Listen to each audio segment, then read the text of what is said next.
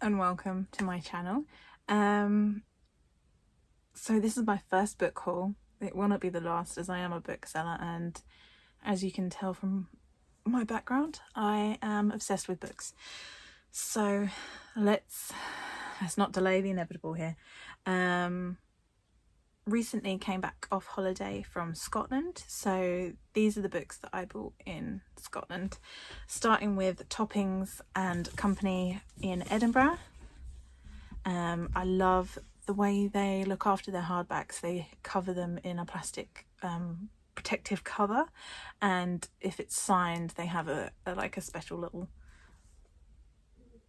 wrap. I'll show you. So the first one I got was a non-fiction. It's Cunning Folk by Tabitha Stanmore, and it's Life in the Era of Practical Magic. There we go. This is what I'm talking about with the plastic cover. They all their hardbacks come with a plastic cover, and as it's signed, it's got the wraparound, and those are where their stores are. I love Toppings because they have the book ladders that we all want. They have literally floor to ceiling books. You can order a pot of tea and sit on a table and just kind of immerse yourself. So I love Toppings. It's definitely got the best vibe of all the bookshops that I visited, because it felt like a bookstore, you know. It felt like one of those traditional old-fashioned bookstores. So the next book I got was The Glassmaker by Tracy Chevalier, and I bought it simply because of the sprayed edge. I don't know if it is a continuation of the end pages, and it's a signed copy, because I was quite happy to wait for the paperback, but this got me, so very excited to read that. And then my brother bought me this because he knows I'm obsessed with The Discovery of Witches by Deborah Harkness, the whole series, and he bought me The Blackbird Oracle. I already own it. I got the Waterstones edition, which is white on the hardcover, but this one is signed, and the Toppings edition is a black cover. So, and that's the end pages. I won't be reading this edition because it's just too special to me, but I will be reading my hardback, and then when the paperback comes out I'll be annotating that. So then we went to Blackwell's. I love Blackwell's. I always have. I wish there was one closer to me. I think the closest one is Oxford. But they do a deal which is 3 for 2. I was going to be very restrained because I only get half price books in Waterstones, and I was going to be restrained. But things happened. So Waterstones didn't have this copy, and I think they were sold out. So I finally got a copy of Emily Wilde. And as you can see, 3 for 2. So the second one caught my eye. The Village Library Demon Hunting Society by C.M. Waggoner. Amazing. And on the back, never mess with a librarian. It's true. And then I'm diving back into this series. I read the first, I think it was just the first one. Deal with a... Oh no, I can't find it. Deal with a Fey Prince or something. Deal with the Elf King. I read that one. But then I'm currently obsessed with wolves and werewolves and the whole mythology of that, because I've started writing my own book, which is based around werewolves, because I don't think they get enough attention. Vampires have all the attention at the minute. But Adorn with the Wolf King. That's my excuse, and I'm sticking to it. And then I am, again, obsessed with witches. I have a book club on Fable called The Coven. If you want to join, every month we read a witchy book.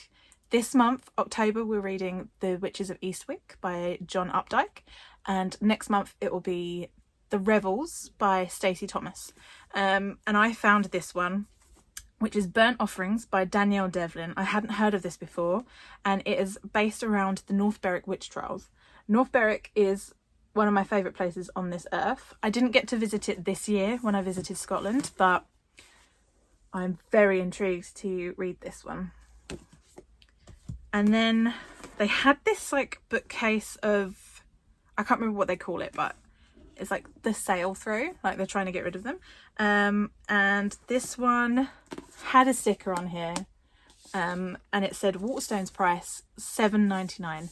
$7.99 for a hardback, and it's, I don't care, I love them. Deckled edges, I love a deckled edge.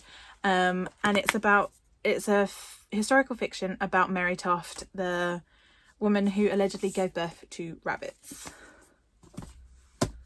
And then I saw this one, the cover caught me. It says The Curse of Byron and Birth of Literature's Greatest Monsters, which immediately to me, Frankenstein.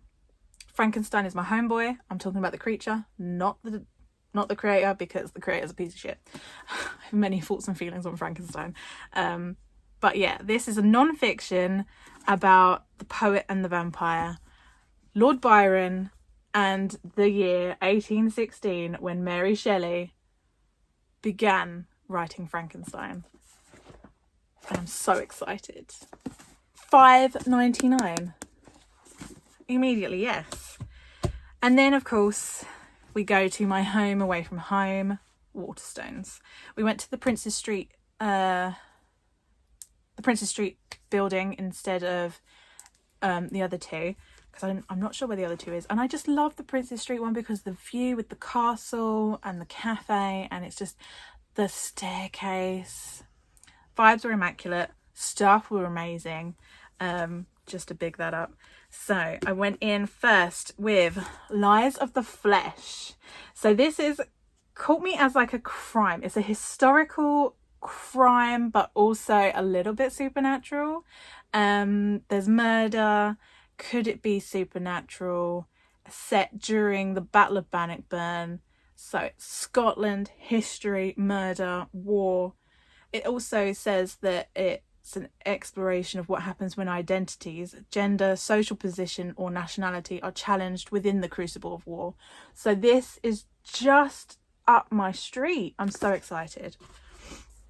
Then I finally saw a copy in the wild of The 13th Child by Erin A. Craig. I read The House of Salt and Sorrows before, and I loved the atmosphere and her writing style.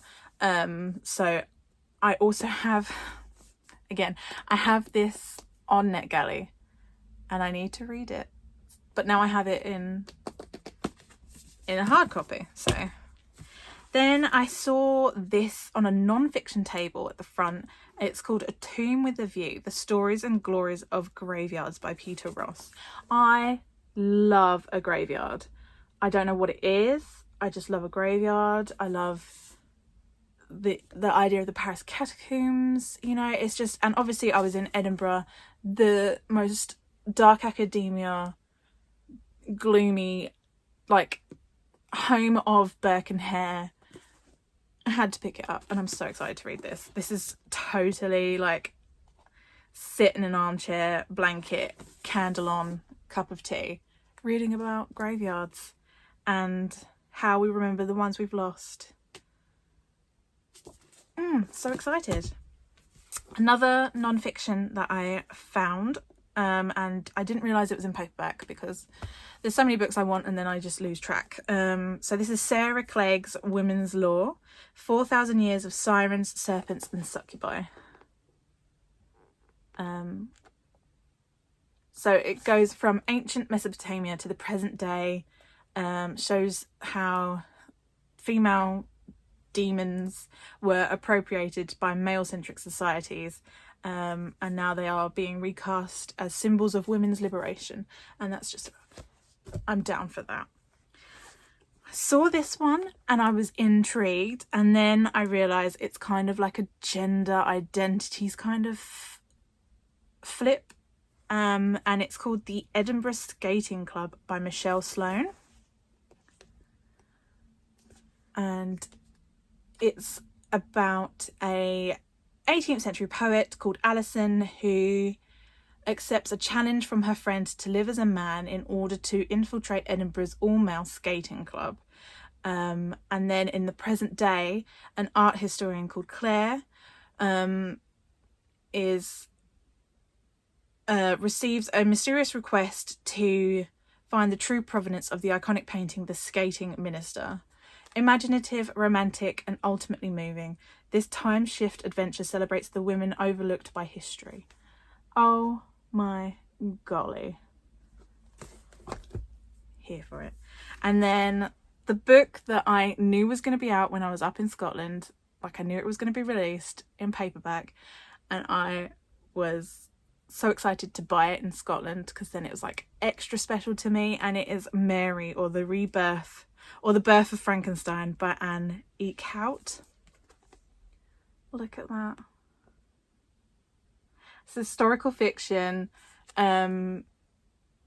based when 18-year-old Mary Shelley is in 1816, and obviously she's bored, everyone's bored, the volcano in Iceland has ruined their holiday, and she kind of is thinking back to her childhood and her possible romance with a young woman, because Mary Shelley, I don't know if anyone knows this, is a bi icon.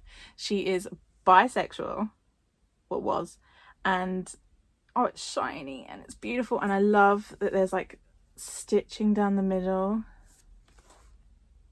So excited. And then I came home and there was post.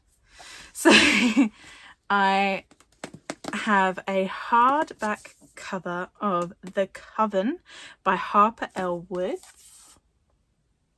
Very, very intrigued. I can't wait to read this with Lottie as well, because I got 2 copies.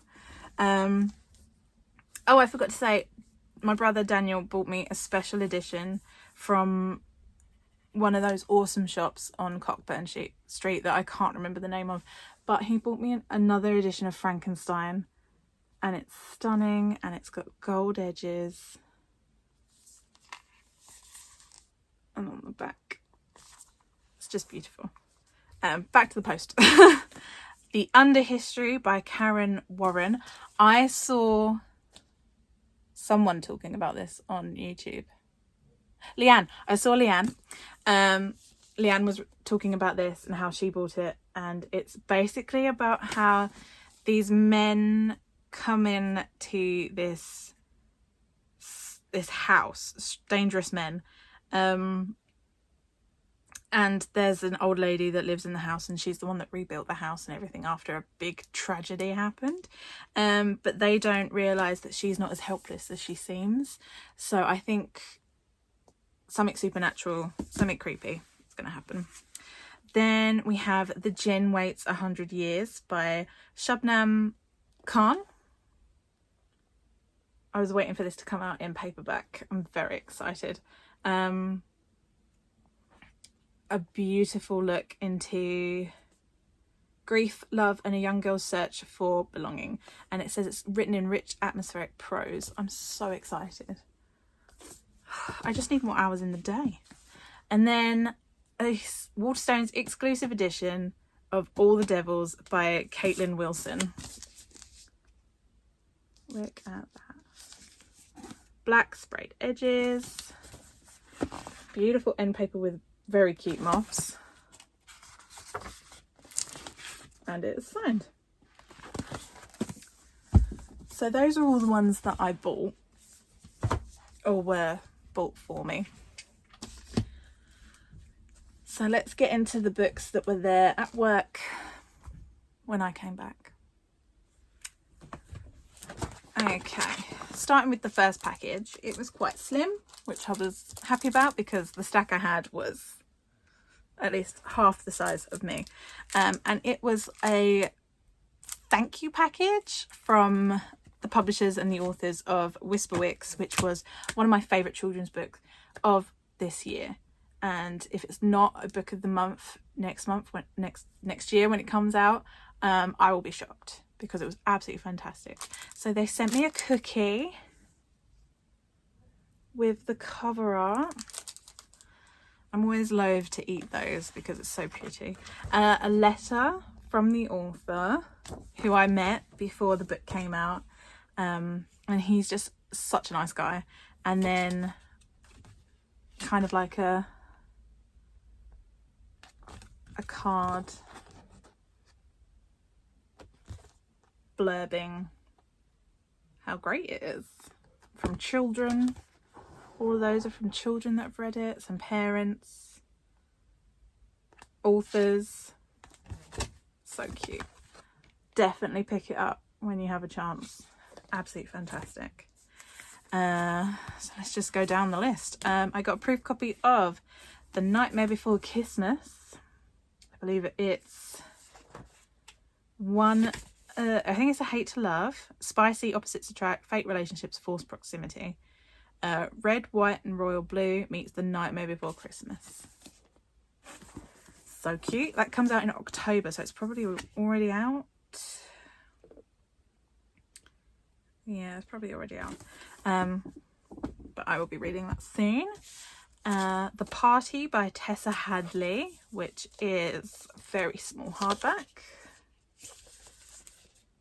An irresistible novella about two sisters coming of age, exploring the ever-changing desires, sudden revelations and the lasting mysteries that are bound up with who we are and who we might be. This is set in post-war Bristol. So that sounds atmospheric. Then I was sent Jackal by Erin E. Adams. If you don't know, this is a horror book that is detective or a thrilling blend of detective story, turn all the lights on in your house while reading horror, and social commentary about how often women of colour, especially black women, go missing and get little attention. She's chunky, but she's got things to say. Then I got a poetry book by Stevie Smith, Not Waving but Drowning. And there's a little froggy on the cover. I got a copy of The Last Bookstore on Earth by Lily Braun Arnold, and it's a YA letter from the author. There's the proof cover. The actual cover is going to be this. It's coming out in January. Station 11 and The Last of Us meets All That's Left in the World. A remarkable and gripping high-concept romance from debut author, 19-year-old bookseller and student Lily Braun Arnold. Oh, stop! She's a baby. Is there time for one final love story? Stop it. Cute. I got sent a Scarlett St. Clair book. Now listen, I know I've said before, I don't like reading spice, but I will read spice. I just skip the spice. I just skim read because it makes me feel uncomfortable. And that's on being asexual and aromantic in my view. Not everyone. Anyway, whatever. I got sent an Apples Dipped in Gold fairy tale retelling. I don't know what's going on in this. I will read it because it sounds like a good time. Skinny. And it comes out October, so it's probably already out. This one, I swear, they saw my TikTok and thought, you know what, that girl deserves it. They sent me The Nightmare Before Christmas, the full film script. So this has storyboarding, the script, artwork by Tim Burton, how they made the film with the sculptures. There's some of Jack's heads from the movie, and they sent this to me for free. There's some storyboards, absolutely amazing. Made my day, made my year. Fantastic. Then I got sent Blood of Hercules by Jasmine Mass. Do you have what it takes to become a god, or are you destined to be a monster? This is enemies to lovers, Greek mythology. Why choose? Okay. Morally grey love interest. Step into the Colosseum at the Spartan War Academy, where monsters are made, immortality is won, and even a god can die. I've heard that this is very good. Ooh. Content warning. Love that. She's thick though. When does this come out? When do you come out? I don't know when it comes out. November. Okay. Read that soon. Oh my god. Then we have Homeseeking by Carissa Chen. This comes out in February 2025. Blurb to me for fans of Pachinko and Past Lives. So it is a sweeping story of first encounters and second chances set between Shanghai, Taiwan, Hong Kong and LA.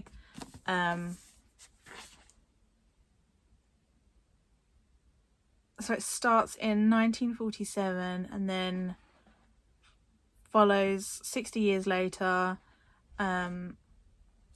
separated lovers through 6 decades of tumultuous Chinese history. Oh, very exciting. Homeseeking. Then I got a proof copy of The Dead of Winter by Sarah Clegg. It's The Demons, Witches and Ghosts of Christmas. This is non-fiction. It's going to come out in a beautiful hardback. Discover the dark side of Christmas in this fascinating exploration of the strange folk tales and arcane traditions that still haunt winter and the festive seasons to this day. I believe, yep, October. My leg's going dead. Sorry. Then I got a proof copy of Kieran Larwood's new book called Jed Greenleaf. There we are.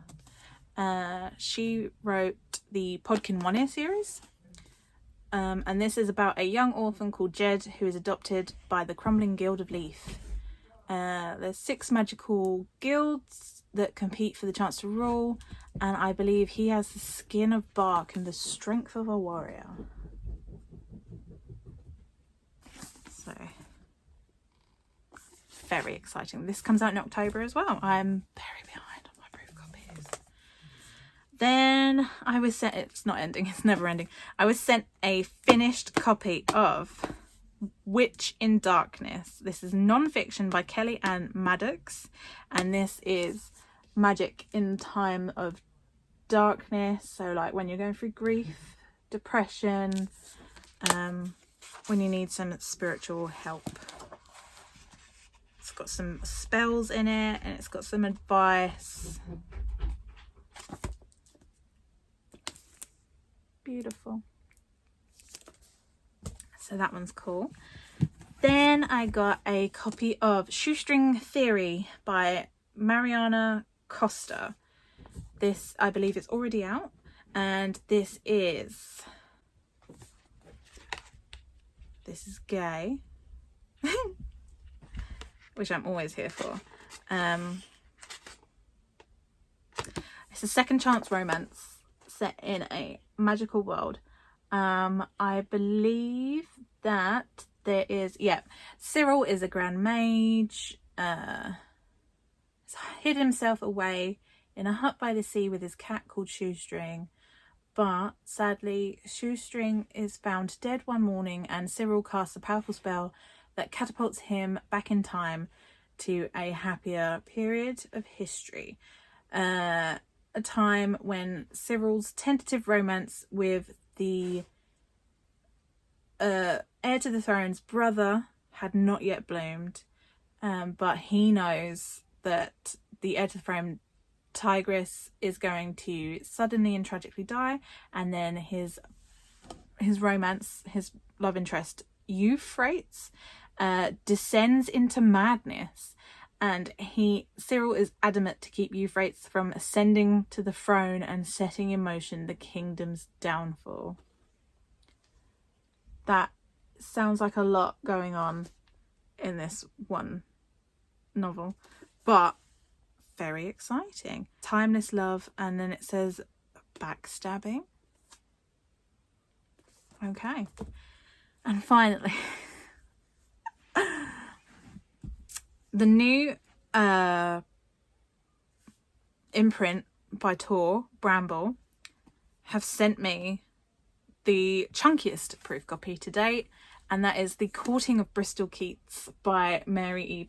Pearson. So I've read all of Mary E. Pearson's work up to now, and I'm very interested to see how she deals with the Fae.